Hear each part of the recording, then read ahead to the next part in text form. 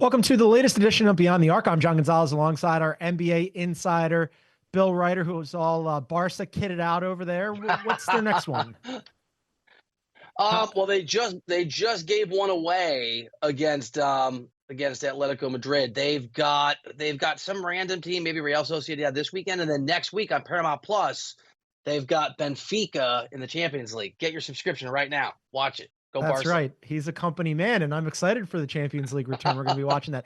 Later in our show, we're going to talk about, the entire show, we're going to talk about basketball. But later in our show, we're going to talk about the Western Conference Contenders and Pretenders. We'll go through the entire group from the top to the play-in pack, and we'll do Team of the Night. But first, Bill, Kevin Durant spoke out. He appeared on Draymond Green's podcast on Wednesday, which I thought was a very notable and interesting venue. We'll get into that in a second. But he had a whole bunch of things to say, Bill, about why didn't he decide to go to Golden State? Does he want to end his career in Phoenix? And also, why was he on Draymond Green's podcast? Here's a cut of what he had to say yesterday on Wednesday. A few weeks ago, you said you didn't want to be traded in the middle of the season, which is why you didn't come to the Warriors, which I thought was going to happen. I was at the game. I was like, oh, man, KD came over here. He showed me love. I was like, oh, we about to get KD. Do you want your career to end in Phoenix? Man, I want my career to end on my terms. That's the only thing. Bingo. That's the only thing I'm worried about. You know what I'm saying? That's all that matters. Because I see a lot of dudes that don't get that opportunity. You know what I'm saying? So I want to keep putting in that work to, make that choice on my own. But as far as the Warriors, I just didn't think it was, and then I didn't want to move. And then as a player like me, I cost a lot. Me going into your team is going to make it's going to be a whole new era of your team when I get to your team. You know what I'm saying? So, and that's a lot of work and change through the season. Like, I'm still of value, you know what I'm saying? Especially in my contract and just my production, that me just getting up and moving in the middle of the season, it's going to be a big blow to any team I'm going to, you know what I'm saying? So it's like, I get why y'all want to trade me, and y'all looking at it just from simple fact that's just business. But from me looking at it, I'm just like, it just don't make sense for either side right now to go through that. You know what I'm saying? When we just play the season out, and if that's the decision you want to make, in the off season, then you figure it out. So be it. Yeah. It's just such a big change to make, and I've been through it before. I was like, damn, that's not really it. Your narratives that's gonna come with all that. It was just like, you don't want to go you don't want to go play with Draymond no more. You don't want to, the narrative got in your way. You don't want to go back. I was like, yeah, is annoying. I don't like it, but I can play under, like, people say about me, I could play under the noise. It's a simple fact that, like, there's no need. I didn't feel like it was a need to, make that big of a change right now. It didn't make sense to me. Yep. So I tried to. I'm glad it was, and look what y'all doing right now, Dre. Y'all looking good, Jimmy, and then you still got Kaminga on the way back. You know what I'm saying? So I didn't think it made sense. Didn't make sense, Bill. A lot of things to unpack there. Let's just start with him saying it didn't make sense for him to leave and go to Golden State. Bill, the Suns are 27-31. They're 11th in the Western Conference. We're doing contenders and pretenders here today. They are definitely a pretender. They're 3 games back of the Kings. They've lost 9 of 11. What's he thinking here? Why wouldn't he go back to Golden State? I shook my neck so hard listening to that thing that I actually strained it. I have a little. So if I'm a little to the side, that stretch it out. By the way, right? Stretch it. A, give me a break. B, what you just said, John, and C, if only they had this thing called general managers, who could make the decisions for their own teams about what does and doesn't make sense. Durant is allowed to sort of say, I want to go or I don't want to go. But the notion he's doing the Warriors a favor because he's so great, it would be a big change. It's a word salad that means nothing. And you noted this. The fact that he's doing it on a podcast with Draymond Green, who reportedly was a big part of the reason, and believably too, that he didn't want to be a Warrior, is just this. There's some interesting insight here. That clip's a bunch of, I won't use the language that he did, but a bunch of garbage. Come on. Yeah, he had some spicy language there. I don't know what to make of this because on the one hand, on first scan, before I read it first, before I watched the video, and when I read it, it sounded like, oh, this was more just like being a human being. I don't want to uproot my life in the middle of the season, maybe in the off season type of situation. But listening to him say it, part of his cut there was he said that the opportunity in 2016 was different than this time around. And, in 2016, he ended up leaving Oklahoma City, who had lost to the Warriors, and joining forces with the team that had just beaten them, and then they go off and win 2 championships. But Bill, I wonder how much of this is him thinking about and worrying about his legacy, because he goes to Brooklyn and he forms up with Kyrie, and it doesn't go great. It actually goes worse than that. Then he goes to Phoenix, and it's clearly not going great in Phoenix either. Do you think that there's any component of him where he looks at it and goes, I don't want to go back to Golden State because then people will say I can only win with Steph? I mean, look, I'm sure Katie's not watching, but if he is, he's a complicated human being like a lot of us. And there's a lot to praise about Kevin Durant, the player and the guy. I mean, it's been a long time, but there was a time when I used to go down to Oklahoma City and be around him a lot.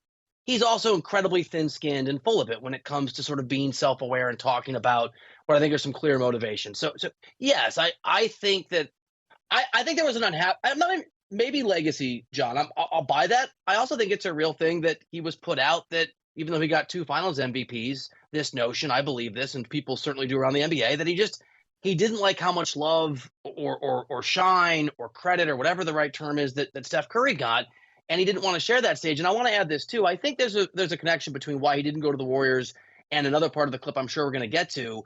If you go to the Warriors, you're going to be a Warrior, right? They're not going to just move you on. Kevin Durant made it pretty clear in that conversation he wants to make his own choices. And so maybe being told he was going to be a Warrior, having that dictated to him, even though he got to sign off, wasn't as appealing as whatever his plan is going to be this summer when he can control the chess moves a little bit more. Have you watched any of the Court of Gold documentary about the recent 2004 USA team winning gold at the Olympics? Haven't. Okay, you should watch it. It's very good. I recommend it for everybody. The reason I'm bringing this up is because Kevin Durant is all over that thing, not surprisingly. And he's so smart about basketball, and he cares so much about basketball, and he really let his guard down about how much basketball means to him and how it changed his life and how it's been this transformative thing in his life. And in it, he is, obviously there with Steph and LeBron, and it looks like all the vibes are good and the whole bit, and he's being coached by Steve Kerr. And so it occurred to me as I'm watching this thing and around the trade deadline when he decided not to go back to Golden State that it seems like they're cool. And by all reports, he and Steph had a phone call around that time saying hey, would you be interested in coming back? So it's just a little curious to me that, hey, they've won together in multiple different facets, and it's obviously a better situation than the Suns. Why wouldn't you want to go back there? Which led a lot of people, including me, to think, well, maybe he doesn't want to go back and deal with Draymond again. But then here he is on Draymond's podcast. Credit to Draymond and KD, man, for at the very least gaming the content game, because this was top notch. Here's the thing. It's unusual, and Kevin Durant's an unusual guy. And this brings us back to whatever reason he left in the first place. You can be, and I'm sure you've experienced this, you can be friends with somebody, really good friends, and not want to live with them or travel with them. Fair. Or maybe in this case, play with them. So I have no doubt that there's a complicated mutual respect between KD and Draymond Green, or else they wouldn't be dominating the content game. And I have no doubt that look, Steph Curry, by all accounts, is a really beloved guy and is a great teammate. And that can be true. And if you're KD, for your own particular and I think peculiar reasons, you may not want to play with him again, even if you really like the guy. Do you buy that? Putting aside the fact that he wants to end his career on his own terms, because of course he does, and that makes complete sense. But do you buy the part where he says that he's actually trying to see it through in Phoenix, where he says, I'm trying to see it through. I feel committed to my coaches and my teammates, and I want to lock in on that. Are we buying that, or do we think he's out of here in the summer?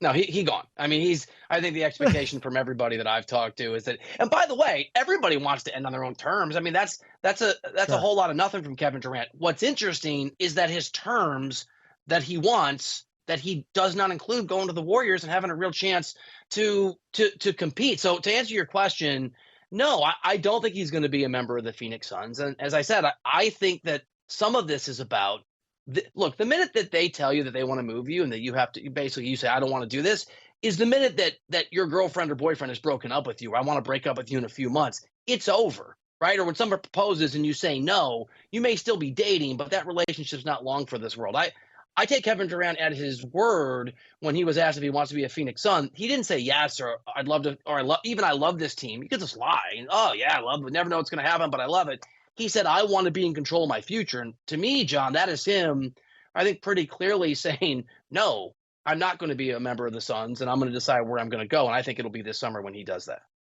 Yeah, I'll decide, and I'm deciding that I don't want to go to the Warriors, although just getting out of Phoenix sounds like a pretty good idea to me. I mean, they have been so bad all season long, and no combination of things that they've tried between, Beal is even playing better. They reinserted him into the starting lineup. He hasn't been bad. It's the contracts, his contract that's odious, but those three just aren't enough for whatever reason. And the team is thin, and they're in cap hell, and they don't have many assets, and all of their draft picks are controlled by Houston, which is why you and I and a lot of people who pay attention to this thing think that KD or Booker will end up in Houston sooner rather than later.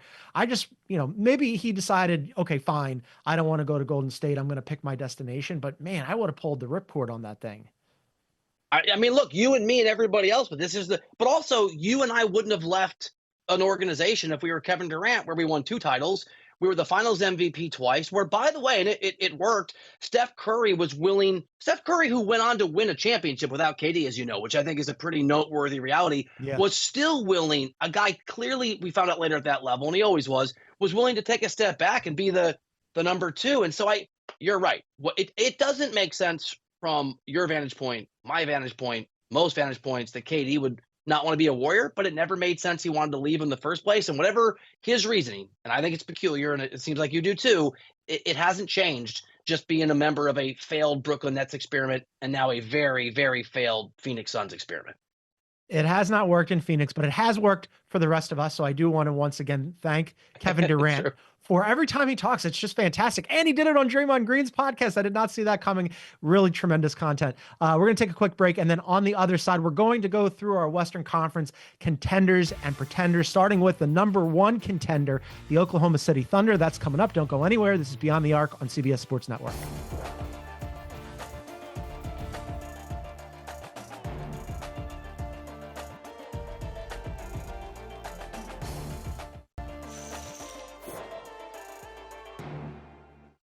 Welcome back to Beyond the Arc. A reminder, you can get us wherever you get your favorite podcasts. Please download, subscribe, leave a review. If you're listening on Spotify, if you look below the play button on the Spotify app in full screen mode, you can leave us a comment or a question about the show. All right, Western Conference contenders and pretenders, Bill. I toyed with the idea of us doing it in the East, and then I was like, so we're going to talk about the Cavs and the Celtics, and then what are we going to do for the rest of the show?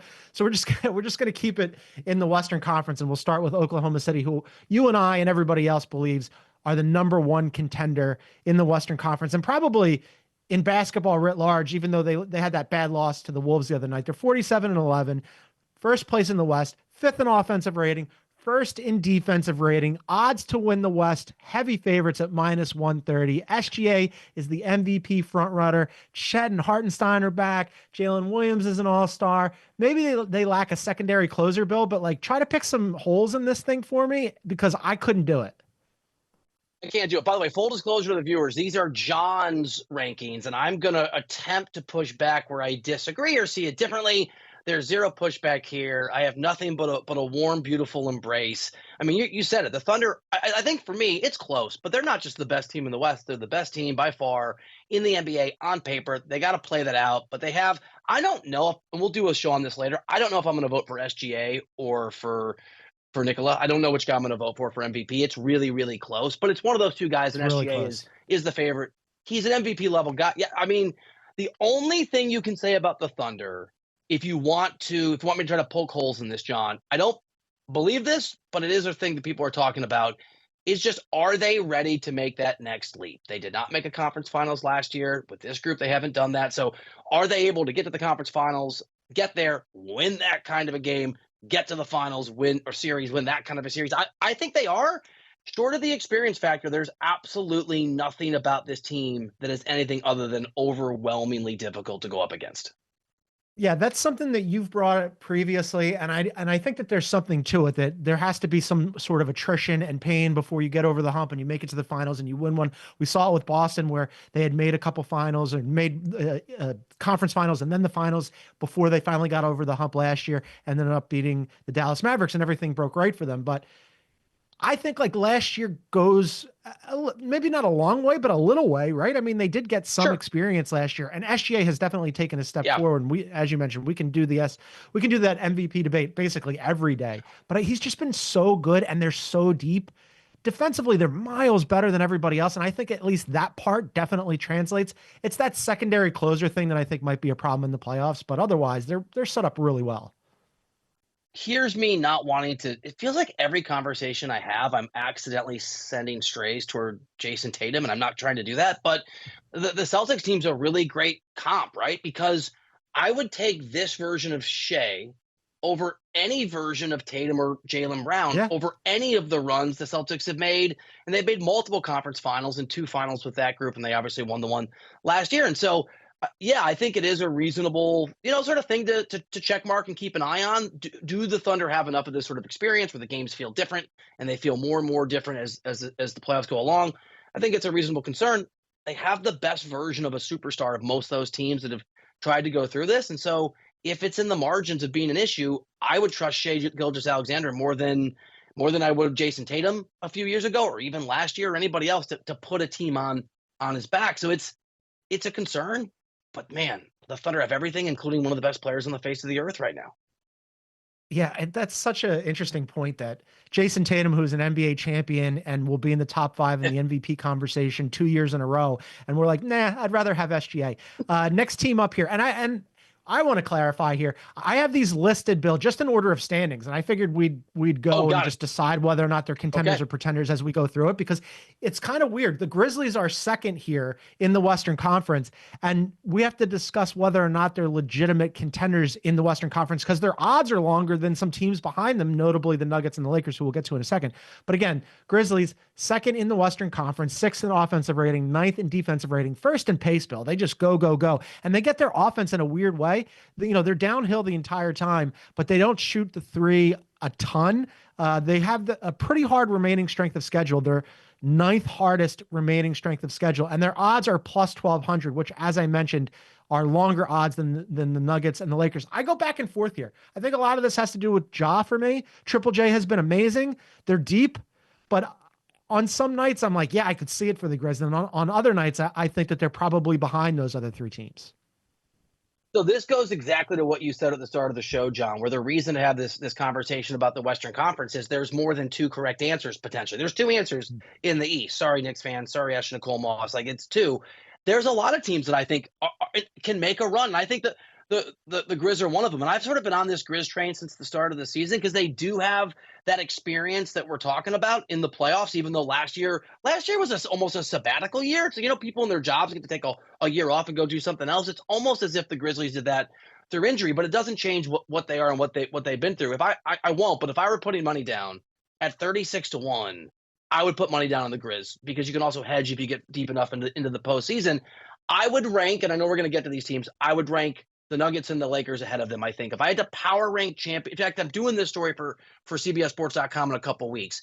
If I have to power rank teams, this is probably the last team on my list of Western Conference contenders, but I think they're a legitimate contender, and I'm with you. It's an if, but if Ja Morant is healthy, and really we're talking about if he's healthy, whatever it is, April, they won't be in the play-in, April 15th until whenever, through June if it goes that well, I think if the matchups are right, I think Memphis is built in a way where they are capable of winning 3 or 4 playoff series. Doesn't mean they will, but they're one of those teams that can do it.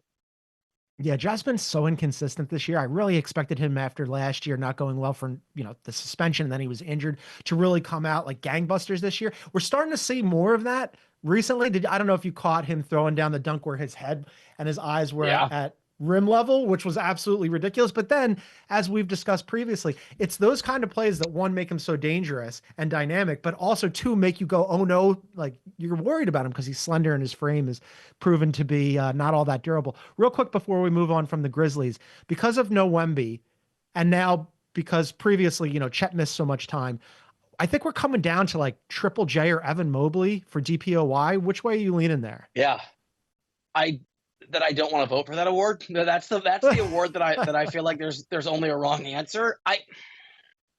So the answer is Mobley is kind of where my head goes, but I don't feel good about it. And I think Triple J is a slight favorite, but basically the betting markets have them almost a statistical dead heat with Triple J is a little bit of a favorite. Oh, not there, though. I think I'd go Mobley too, just because of the way that Taylor Jenkins runs his rotations, and like it's really hard. Jaren Jackson has had an unbelievable season while not playing 35 minutes a game, And I think just like counting stats wise, blocks wise, minutes wise, it might be a little bit difficult for him to get over the hump, but it's super close there. All right. The other team here that we were talking about, third in the Western Conference, that you and I suspect have ahead of Memphis, is the Nuggets. They are winners of 9 of the last 10, second best offense in the NBA. Problem here, Bill, is defensively they're middle of the pack. They're just 17th. And by the way, the remaining strength of schedule is really difficult. Third hardest remaining strength of schedule. However, second best odds in the Western Conference at plus 500. And by the way, forget about the MVP race and who's going to win that. Best player in the world plays for the Nuggets and Nikola Jokic, on pace to average a triple-double with 50, 40, 80 splits, which has never happened before, Bill. I love the Nuggets. I think they're right there. I love the Nuggets too. And you and I have talked nonstop on the podcast for months now about the fact that this was inevitable because the best player on the earth is inevitable. 13-1, I like those numbers. And a point that I've made before, that you've made before, I just want to make again. Yes, their defense is not great. The year they won an NBA championship, they had depending sort of where you look, because the measurements vary, the 16th or 17th defensive rating over the course of that season, just like they do right now. And I'll own this. I have made fun of Russell Westbrook because at times he has been someone who is worthy of there's a small amount of ridicule. Credit to the Nuggets, and bad on me. He's fit in well there. I don't know how. I think it's Jokic. He makes it, but it works. And so some of that, it's Jokic. And so some of that depth that they've lost has somewhat been replaced. A lot of the guys that are still on this team are the guys that were there for that last championship run. So it's that experience we've talked about. I think it's always matchup dependent. But I was talking to Jeff Zilgett from USA Today about this earlier today. We're having this conversation. And we both agree, if the Nuggets play the Thunder in a 7-game series, which is obviously very possible, it could certainly happen at any round, second round conference finals, we're all going to take the Thunder. The Nuggets can win that series. It will be closer than maybe you would think on first gasp. And so if you're good enough, and they are, even if you're not a favorite, to beat the best team in the West and maybe the best team in the NBA, I'm with you there. I love them too. They're good enough to win the whole thing. The Thunder having the ability to throw Chet and Isaiah Hartenstein at Joker is better than most teams. However, you have to use the caveat of none of them are going to be good enough to guard Jokic, because we've seen that literally he's unguardable. There's nobody on the planet who's good enough to guard Nikola Jokic. You mentioned Russ and also kind of alluded to Christian Brown. Two things that I think that the Nuggets get credit for here that we killed them for to start the season. One, they let KCP walk, and they said Christian Brown's the new KCP. And you and I and everybody else was like, what? That's a bad idea. Christian Brown's been good. Certainly not the problem there. Yeah. And then Russell Westbrook, as you mentioned, I thought it was hilarious that they thought that they were going to make him some sort of reclamation project. And then he's been really good for them. He was off the bench, then he was a starter. Now he's kind of on the bench again. Which one would you start there? Would you start Russ or Christian Brown going forward, especially in the playoffs? I would start Christian Brown. I would bring Russ, especially in the playoffs, off of the bench. I would sort of want that energy and with my second team. That said, Russ has some dog in him, right? Like whatever you thought about Russ when he was in places where it didn't work, he worked hard for the team. He puts in the effort. He's been around. And so, if Malone, if they feel like, all right, that makes more sense to start and maybe certainly to close, I'm here for it, because I think Brown's the better player. I think he's the better fit as a starter. I can't believe I'm saying this, but I'm in on Russell Westbrook. I think he brings some intangibles that didn't work anywhere else that work in Denver. It really does work. I'm with you. I think I'd bring Russ off the bench in the postseason just to have that extra energy. And then you probably close with him too, although Christian Brown's been really good as well. All right, another quick break. And then on the other side, we're going to get into the team that has been taking the NBA by storm since January 15th. The team with the best record in the NBA is the Lakers. We'll discuss them and Luka and LeBron on the other side. This is Beyond the Arc on CBS Sports Network.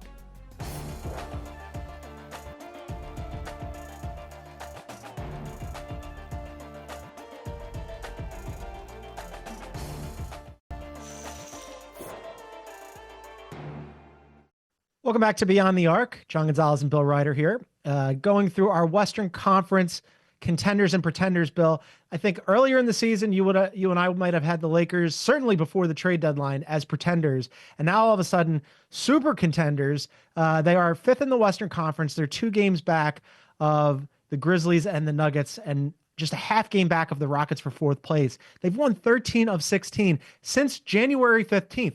Well in advance of the trade deadline, Bill, well in advance of them getting Luka Doncic from the Mavericks. They have the best record in basketball. They crushed the Nuggets. Our Nuggets that we just lauded in the previous segment, crushed the Nuggets in Denver and held them to 100 points.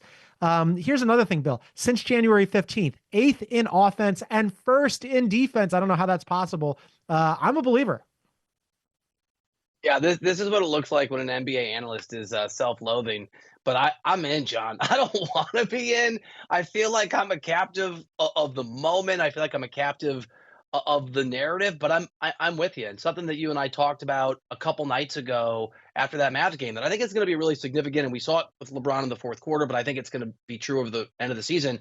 The ability for Luka to take so much physical wear and tear off of LeBron James, doesn't have to run the offense, doesn't have to handle the ball, doesn't have to do any of the heavy lifting for stretches.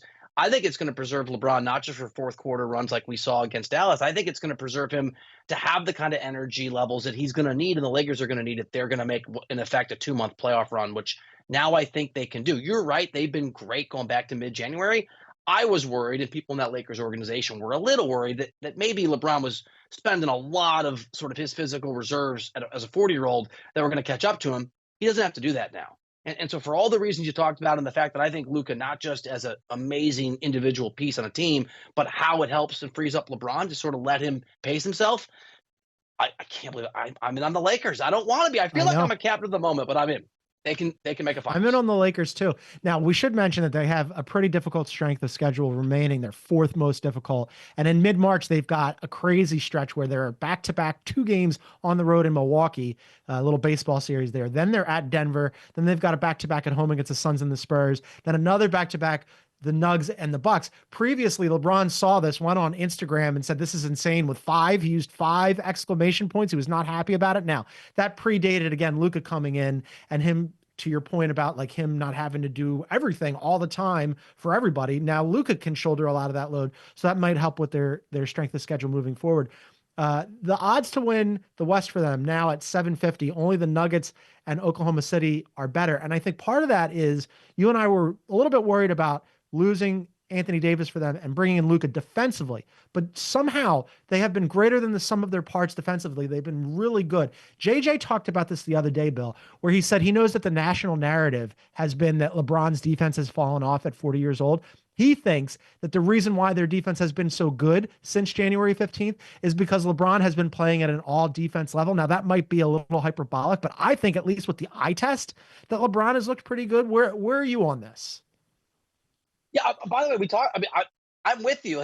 Some of his he was great in that fourth quarter, and I think, correct me if I'm wrong, John. I think he scored 16 points or 13 points in the fourth quarter against Dallas in that game. In that range, I think it was 16. Yeah, the dude was awesome defensively, and he got up and elevated, and he had a chase down block, and just so I'm with you, and I guess I'm going to be sort of redundant here. LeBron. Just talking to people, or when I used to talk to people around LeBron before he got mad at me a couple weeks ago, what they would say is LeBron's got this amazing, they're right, basketball IQ.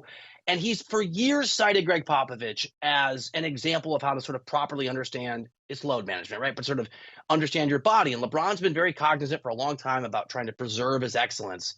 And his ability, I think, to understand when he can kind of go and when he needs to sort of hold back has meant not that he can't play defense, but that if he was going to play the level of defense for 30 or 25 minutes, even a game that he used to, that was going to catch up to him in other ways. Now, again, he can sit back in the weeds. Doncic can take a lot of the wear and tear over the course of games. So I think you're going to see these spurts of LeBron defensively, like you're talking about, over the course of games and later in the season, because he's going to know how to pace himself because he's got somebody else he can rely on to do some of the other stuff for big stretches of the game. Man, that is such a luxury for the Lakers that LeBron can sort of see how the game is unfolding and cherry pick. Oh, they're going to need more offense out of me right now, or more rebounding, or more passing, or conversely at the other end of the floor. All right, Luka's going off on a heater. I'm just going to lock down defensively. Yes, I'm a believer in the Lakers as well. All right, let's do the Houston Rockets, my beloved Houston Rockets, who are actually in 4th place. They're ahead of the Lakers. We have them behind the Lakers here. You know how much I've been on the Rockets since last year. They're a game and a half. They're only a game and a half back of the Nuggets and the Grizzlies. They're still right there in the Western Conference. Offensively, they've been middle of the pack all season, Bill. They've been a little challenged, 14th in offensive rating. But the defensive end, they are making their bones. They're 4th in defensive rating. Their strength of schedule isn't that bad, middle of the pack at 15th. And yet, their odds are much longer than not only the teams that we just mentioned, but they're behind the Warriors, the Clippers, and the Wolves at plus 4,000. Obviously, this is about them needing a closer, needing more scoring. Amon Thompson's probably still a year away from us seeing him as an all-star or all-NBA consideration. But on the whole, especially looking forward, I like the Rockets. I just don't know that they're contenders this year. Can't do it, won't do it. And I've been saying this. Look, I was saying this earlier in the year when they were comfortably the second best team in the Western Conference. So it's a much more comfortable space to have the exact same view that they've fallen a little bit. And you're right, they're still in the mix. It's not as if they've fallen to the play-in. I just think they're way too young, John. I love, and we've talked about, I think they are going to be a contender. I think the really interesting sort of dilemma, or maybe it's not a dilemma, but it's a choice for Houston, is after this year, do they want to make a run for a Kevin Durant? Do they want to unspool some of their assets and some of their young players even and go get that closer you're talking about? Or and the Thunder have SGA, so it's a little different, but do they want to just let this thing continue to cook? I don't know what the right answer is. I just know now. I like that they didn't do anything at the deadline. I don't think they're good enough. I think if you win a playoff series and you're the Rockets, I think it's a great season. You have that experience. Yeah. Hopefully you battle hard in the second round. Your young guys kind of figure out how that is a different thing. You sort of climb a few more steps in that ladder. They're really good. I believe in their future. They're super well run, not disrespecting their present. I just don't think that they're able. I think they're too young and they're too ahead of schedule to be at the level of these other teams we've talked about. Yeah, all those things are right. It's nobody's going to want to play them in the playoffs. Nobody's going to want to see that team. And if they win around, that's probably a win for them. And them standing pat and keeping their powder dry at the trade deadline makes sense because they had to still figure out what this is. I mean, Amon Thompson's leap forward when Jabari Smith went out notified everybody like, okay, this is probably our guy alongside Alperen Şengün. But then also Fred VanVleet has been out for a while. And Thompson is such a Swiss Army knife that when Smith went out, he's playing like mostly front court, mostly, filling in there. And then all of a sudden FVV goes out and he's running the show and he's an awesome distributor. Last night, he looked fantastic running the point. And it's like, okay, well, what do they do here? Right? What do they do? Do they pair him in the backcourt alongside Jalen Green? Is that the long-term answer? Do they go and get a Devin Booker? Now, is that their backcourt? Is it Kevin Durant? They have a lot of options. I just think that they're going to have to wait until the offseason to figure out what they are. All right, quick break again. And then now we get into the teams, Bill, where it gets super interesting. That play-in group is super jammed up together. You got the Clippers and the Wolves and the Warriors and a whole bunch of other teams. So we'll discuss them on the other side. This is Beyond the Arc on CBS Sports Network.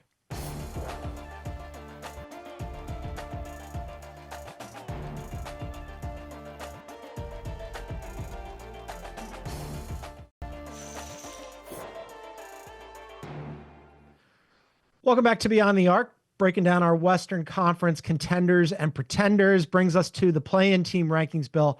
So many teams jammed up here. We're going to try to work through all of them. The Clippers are in 6th place right now. They're 4 games back of the Lakers, so we've got them in the play-in grouping, even though they're really in the playoffs proper. But you have not been high on the Clippers. Their defense has really been carrying them all season, 3rd in defensive rating. Offensively, they remain a little challenged, 20th in offensive rating. But Kawhi has been largely back lately. And if you've got Norm Powell has been out recently, but if you have Kawhi and Harden and Norm Powell with a really good defense, I think they could make things difficult for whoever they play in the playoffs. All right, so you know this, John, but maybe people watching on CBS Sports Network don't. I went to the opener this year in their brand new, beautiful Intuit Dome Arena and wrote a column that basically said, what a beautiful spot, this team's terrible. And they're not going to amount to anything. So I'm invested, all right? I'm invested in this narrative, so there's the context you need for my answer. I'm with you. They can be a really challenging team, and they play, and they have even before Kawhi was back. They play great defense. They hustle. They rebound. They do the little things. They make life really miserable.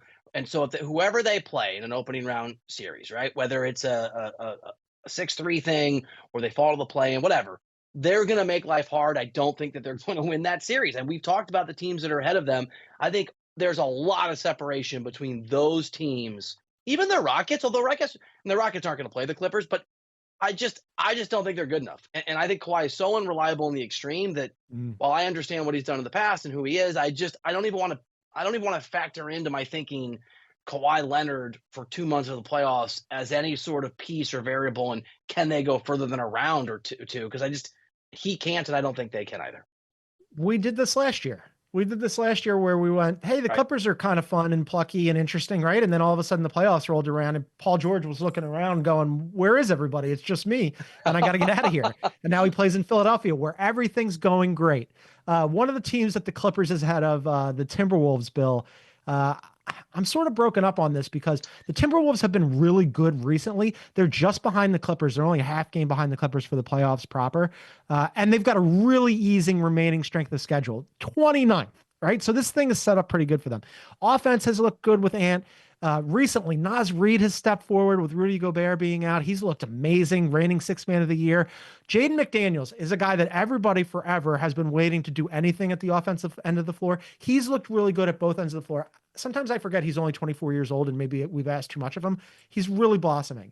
The reason why I'm kind of in and wishy-washy on this is because all of this recently that's happened positively for them has coincided with Julius Randle not being around. Now, there was some talk about him maybe being available tonight. He missed his last 11 games with a groin injury. It's going to be 12. He's out tonight against the Lakers. Surely tell me that Chris Finch has looked at this and his assistants have shaken him and gone, Chris, we cannot start Julius Randle anymore. I hope so. By the way, it might go deeper. We have a new ownership group, and so who knows how the old ownership group versus we think new ownership group was leaning on the front office to lean on Finch, because obviously Julius Randle is someone they traded for, and he has a player option, but there's an opportunity to whatever. I'm with you. I like the Timberwolves better than I like the Clippers and better than I like the Rockets. And if you tell me that they've come to the conclusion that they should, that they're just not going to play Julius Randle, I think I said this to you the other day. They're going to do a soccer thing, Paramount Plus, Champions League, where they're just going to sit him, right? Where it's like you got a guy you don't really want. They're like, oh, yeah, we pay a bunch. You're on the bench. Like, hopefully you'll leave and just not be here. Then I'll buy Timberwolves stock. But if their plan, if their sort of strategic thinking is Julius Randle, when he's back any day now, we got to get him minutes. He's going to be part of the rotation, whatever that looks like, starting off the bench. I'm out on Minnesota in that case. Stick him on the bench. They have two problems, really. One problem is in the offseason, Julius Randle has a player option for $30 million that they would love for him to decline. I'm sure that he's going to pick it up because who's going to pay Julius Randle $30 million? And then Naz Reid, who I mentioned is playing amazing, he also has a player option for $15 million. They would love for him to pick it up. He's not gonna because he deserves more money. So it's kind of inverted there for the Timberwolves. All right, the Golden State Warriors, Bill, they have been on a tear since the trade deadline. They have won 4 in a row and 7 of the last 10. Since trading for Jimmy Butler, Bill, 6th best offense and 2nd best defense. This thing works with Jimmy. It does work. And so in a vacuum, I'm in on the Warriors. And that was always good. If you could just find a way to unlock Steph Curry to just be in a position to have the teammates of the team just help him a little bit. We saw this a couple years ago against the Celtics in the finals. That Warriors team wasn't awesome. Steph was awesome. I'm here for it. And even beyond a vacuum, John, so we just got done talking a little bit earlier in the show about Memphis and how it can work. But if Memphis finishes as the 2 and the Warriors are in that 7-8 spot and win that game and they play the 2 seed, look, I like Memphis, and I think Memphis can go deep. And I already said that. I can see the Warriors beating Memphis. Can I see the Warriors beating the Thunder? No. You don't want to play them, but I don't see it. Can I see the Warriors beating the Nuggets? It's not impossible. Probably not. Yeah, maybe. The Lakers, sure. I think they can win some of those series. And so if the Warriors get in and they play the right team, and that's really not the Thunder, and they win that series, now it's takeoff, and it's all gravy, and it's all sort of, it's all sort of house money. So in a vacuum and just sort of like looking at the possible path, there's a world where I think Golden State could be really dangerous and really formidable. Of all these play-in teams that we're talking about, the Clippers, the Wolves, the Warriors, the Mavericks, and the Kings, by far and away, the most dangerous team, I think, of that group is the Warriors, and that's the team that I would least want to play if I were any other team in the playoffs proper. I would look at the Warriors and go, oh, man, like they were floundering, and all of a sudden in comes Jimmy, and Jimmy has allowed Steph Curry to go be Steph Curry and not have to worry about always having to be the closer because now you have a secondary closer. And on top of that, Draymond Green, KD's podcast partner, can just go, he's free to play defense and do podcasts. He looks amazing. The other two teams, Bill, at the back end here of the play-in, and I think we've both written off the Suns. So now we're into the Mavericks and the Kings. The poor Mavericks, man, it hasn't been a great season for them for a lot of reasons. Kyrie Irving has the entire team on his shoulders. Are you giving them any chance of doing anything once AD returns? No, but my no is less sure than it was before Kyrie reminded me of his singular offensive greatness. I mean, it's a no, but I guess like if you have a healthy Anthony Davis and that team is generally healthy and AD is a part of that sort of equation, no, but I wouldn't want to play them either, right? They're going to make life tougher than a team that's probably coming out of the play-in should make life for you. But no, I think they're markedly worse than they were before the trade. I tried to make this case yesterday where I was like, I could kind of squint at it a little bit and see what they might be like. And you just brushed it aside. Finally, the Kings. Do we feel like the Kings aren't going to do much, even if they can get into the play-in? It's going to be difficult for them to get out of the play-in. But do we feel like they are solidly the 10 team now with the Suns' wheels coming completely off? Yes, and that is their ceiling. Yes, and that is their ceiling for the season. They have no defense. I mean, Zach LaVine has looked really good offensively lately. They're starting to figure it out with him and DeMar, and they've made it Bulls West. But man, outside of Keon Ellis, that team has negative defense. I don't know what they're going to do moving forward. All right, one more quick break, and then on the other side, we will wrap up the show as we always do with Team of the Night. This is Beyond the Arc on CBS Sports Network.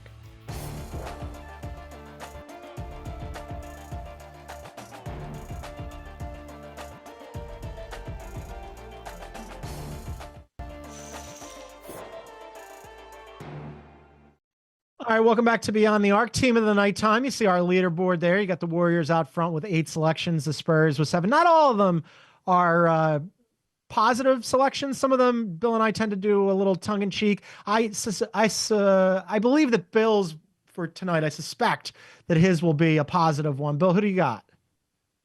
Yeah, so this is I think their third time, the hottest team in the NBA, the team that we all saw, you and I saw coming, John, that Detroit Pistons, that formidable juggernaut. I mean, by the way, not just beating somebody and beating everybody lately, beating up on the Celtics. Cade Cunningham looks amazing. All of those guys that poor Troy Weaver drafted are actually maybe like hiring the right head coach is a pretty important part of job security too. They're at a point now where you tell me that they can win a playoff series because they're in that 6th seed. I'm buying it. They're real. They're legit. We very rarely duplicate Team of the Night. You and I generally try to go like you do one, I do one. I'm going to echo yours. I had the Pistons as well. You mentioned that they're hottest team in the NBA. They've won 8 in a row. They're tied with the Cavs for the longest current streak. The vibes are immaculate. JB, congrats to him, man. Leaves Cleveland, didn't work out for him. Ends up in Detroit where people are like, I don't know what this is going to be. And it's been fantastic. They've won 33 games, Bill. Last year, all of last year, they won 14. We're in February. They've almost doubled that. They're only a game back of the Bucks in the loss column for 5th. They're only 2 games back of the Pacers for 4th. Here's one more thing. I was talking to my buddy last night who's a Pistons fan. Shouts to Shocker, who's very excited. With all these guys like not qualifying for the 65 game threshold, is Cade going to make all NBA? We're going to have to talk this through. Yeah. I was sort of looking at because I had to put that. Yes, I think the answer is yes. I think he is absolutely going to be on there because he's been great. And because you're right, there are guys who are just not going to be available to be chosen because they're not going to get to that 65 game mark. Yeah, he's been so good this year. That step forward. I mean, do we think that he might be leapfrogging Ant?